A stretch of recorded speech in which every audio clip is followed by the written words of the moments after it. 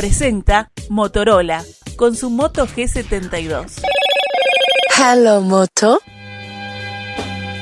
Lo contábamos hace un rato, la Fiscalía Departamental de Tacuarembó de segundo turno, a cargo de la doctora Irene Penza, imputó a 19 personas en el marco de la Operación Parse. YAML, JFC y JDB fueron imputados por un delito continuado de usura en concurso formal con un delito de asociación para delinquir y en reiteración real con delitos de violencia privada. Se dispuso como medida cautelar su prisión preventiva por el término de 120 días. Después hay otra serie de personas que fueron imputados por un delito continuado de usura en concurso formal con un delito de asociación para delinquir. Se les impusieron 120 días y además otras medidas cautelares. Y hay otras personas que también tienen medidas limitativas. Esta investigación que estaba llevando adelante la doctora Irene Penza justamente desbarata una red de usureros que con el mecanismo gota a gota a usted le ofrecían un préstamo con una tasa del 20% y tenía que irlo pagando día a día. Si fallaba en ese pago, si se demoraba o se atrasaba, comenzaban las amenazas. Es un mecanismo que se usa mucho en otros países y ha llegado a Uruguay. Y en Tacuarembó, a cargo del trabajo de esta fiscal, se desbarató una de estas redes. Doctora Penza, ¿cómo le va? Buenos días, gracias por atendernos. Buenos días. Una precisión nomás. A ver. En cuanto al trabajo, destacar que fue por parte del área de investigación de Tacuarembó. Ajá.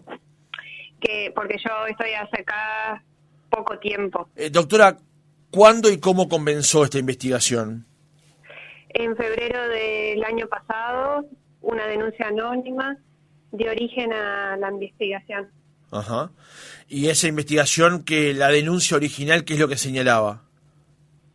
Bueno, inicialmente el denunciante lo que manifestaba era que había personas que estaban realizando ese tipo de préstamos, para lo cual ejercían cierta violencia en el caso de justamente atrasarse en dichos pagos.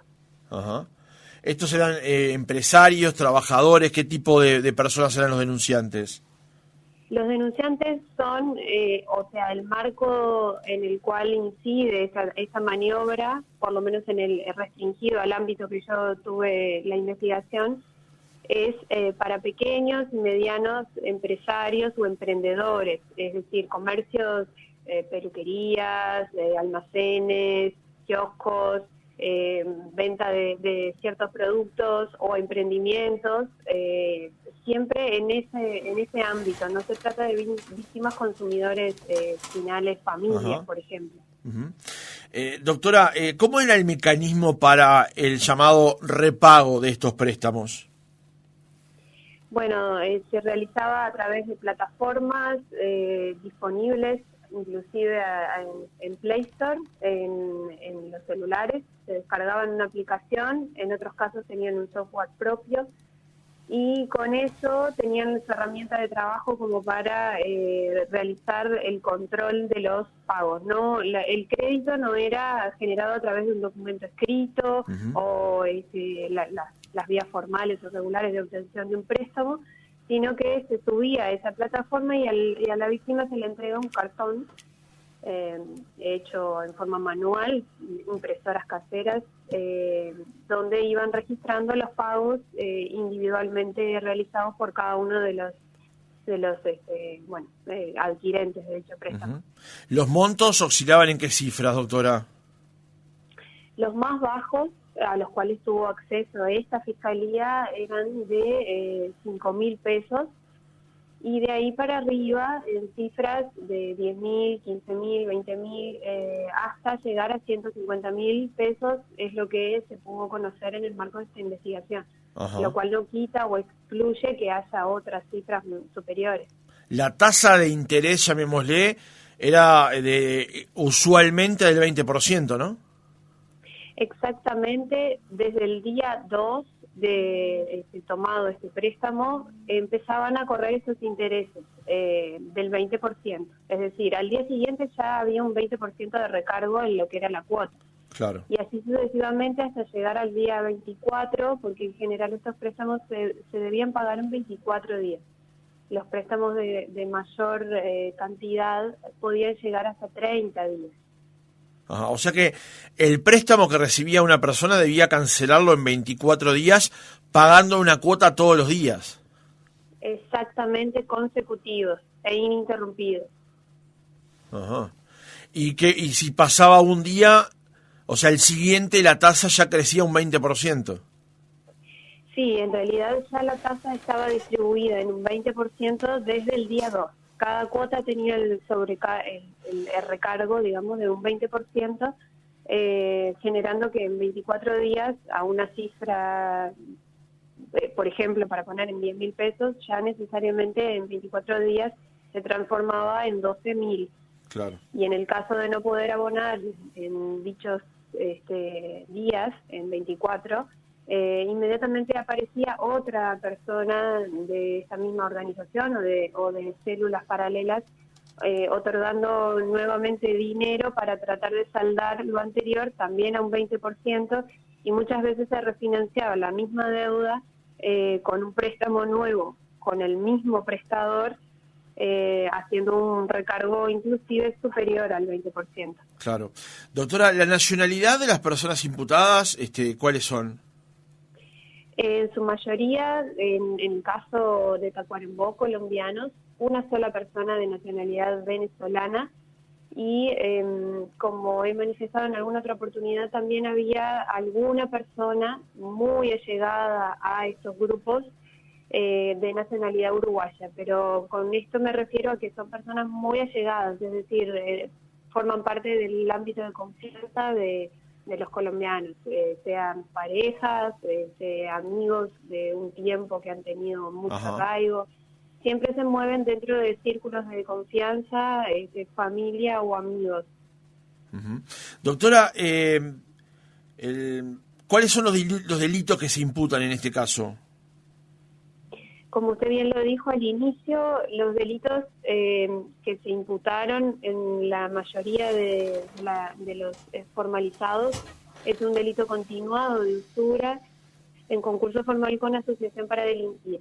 Solo en 3 de los casos que tuvo la Fiscalía actuante se les imputó también delitos de violencia privada, porque, bueno, se contaba con evidencia suficiente como para acreditar que estas violencias y amenazas habían ocurrido. Claro. No en el resto de los casos se pudo acreditar ese extremo. Uh-huh.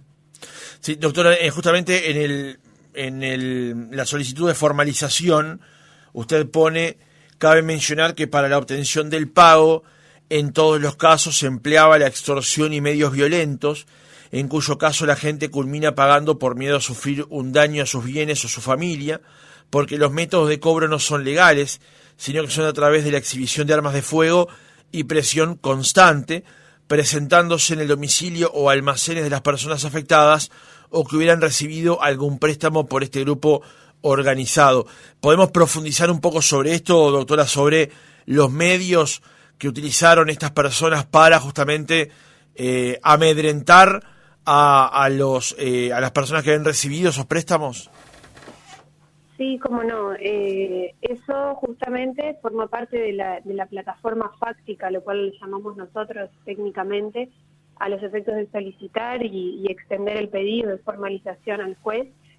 Lo que ocurría en los hechos es que justamente al no estar dentro de la esfera o el marco legal de nuestro ordenamiento jurídico para la obtención de un préstamo y el cobro del mismo, la única manera de recuperar el dinero prestado es a través de medios violentos. ¿Por qué digo esto? Porque si uno va a una empresa formal o recibe un préstamo de alguien en el cual se documenta a través de un contrato o un vale, un cheque, un pagaré, algunos de los medios tradicionales garantizan la restitución de ese importe, de alguna manera el prestador va a tener las vías correspondientes civiles para ejecutar ese derecho de crédito que se le generó. ¿Bien?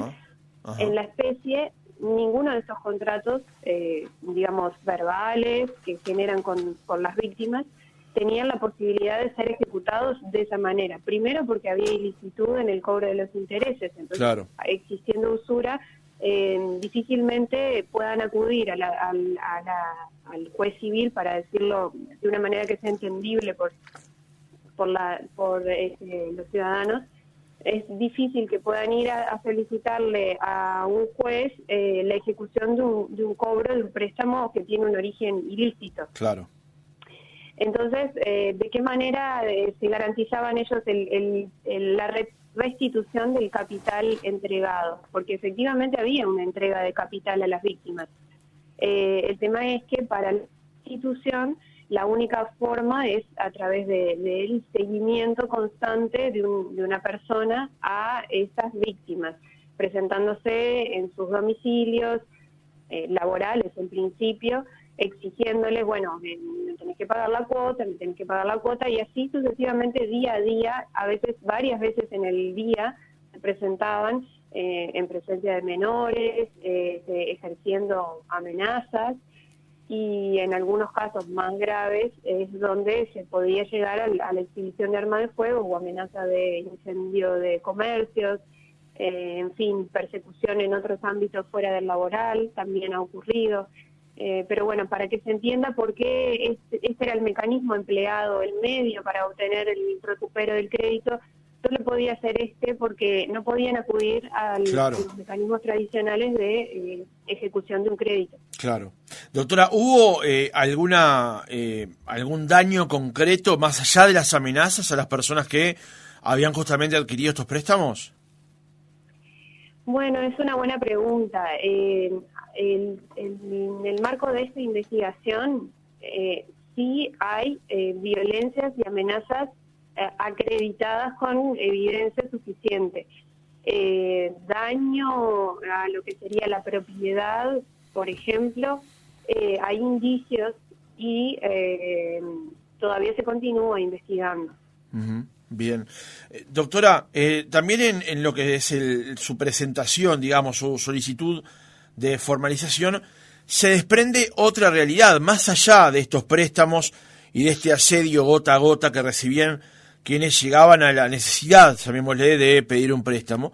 Usted señala en el auto, digamos, en su texto, dice, esta red organizada reclutaba personas generalmente de nacionalidad colombiana, quienes ingresaban a nuestro país con la promesa de realizar un trabajo que pudiera ayudar a sus familias en Colombia, muchas veces desconociendo cuál era efectivamente el tenor de la tarea a desarrollar. O sea, las personas que generaban el asedio contra los que sacaban el préstamo llegaban a Uruguay engañados. Es correcto. En la mayoría de los casos la Fiscalía pudo identificar patrones que tienen que ver con esa expresión en ese párrafo de la formalización.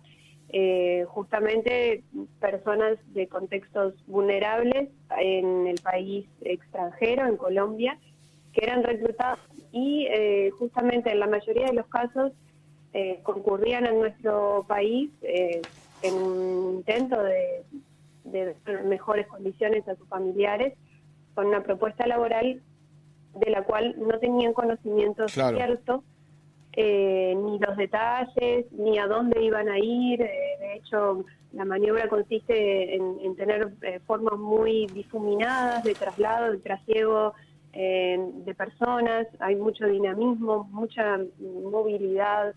En fin, son aspectos que todavía se siguen investigando. Uh-huh. Ahora, doctora, con respecto a dos delitos que surgen, o que uno imagina surgen a partir de esta denuncia, son una red de trata, o sea, personas que llegan a Uruguay con la intención, engañadas, para ejercer un trabajo que no conocían y que además lo hacen en condiciones absolutamente paupérrimas, y además el tema del dinero, porque ese dinero no hay trazabilidad de él, no se sabe de dónde surgió. ¿Qué pasa con estas dos ulterioridades de su investigación, doctora? Bien, son aspectos que justamente la Fiscalía continúa investigando. como usted bien lo dijo, y a todos nos llama la atención esos dos aspectos, tanto a los ciudadanos como a la propia Fiscalía, por supuesto, pero yo de ese punto o ese extremo no voy a pronunciar nada porque es algo que estamos investigando y no sería conveniente a los efectos de la investigación. Claro, o sea que la investigación con respecto a la red de trata y también al origen de los fondos que se usaban para dar esos préstamos, la investigación continúa.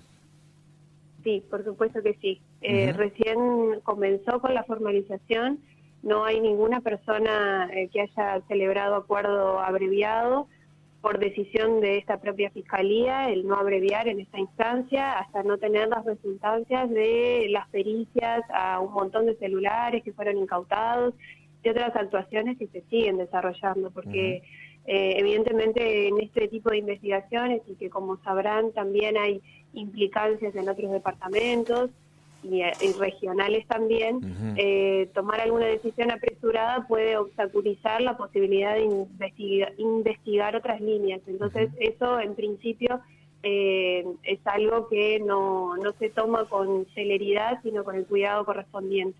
Justamente esa era la última pregunta para cerrar el reportaje, doctora. Esta investigación que concluyó con su trabajo allí en Tacuarembó no es la única. Hay información que tenemos que también se está llevando adelante en otros departamentos. Es así, sin dar mayores detalles, digamos, pero es así. Hay investigaciones similares que ocurren a esta hora en otros departamentos. Sí, es correcto. Me consta que en Cerro Largo también se están investigando estas maniobras, en perjuicio de que en Maldonado, en Salto, en Rivera, en Durazno, en Montevideo también, sí, hay líneas investigativas también por este tipo de maniobras. ¿Podemos suponer que son todos parte de una misma red o células de una misma red, o podrían ser eventualmente independientes una de otra? En principio hay como muchas células operando. La interconexión entre las mismas es algo a determinar virtud de la investigación o de las investigaciones en curso. No es algo que actualmente se tenga de certeza. Sí existe una operabilidad e interconexión, indicios de esa interconexión, pero también se sabe que hay diferentes células operando. Por supuesto, eso es, digamos, el escalón más bajo de una pirámide que uno puede ir avanzando en la investigación hasta llegar a algún momento, y si fuera posible, al punto más álgido. Doctora Irena Penza, fiscal departamental letrada de segundo turno en Tacuarembó, gracias por haber estado otra mañana con nosotros. No, muchas gracias a ustedes. Buena jornada.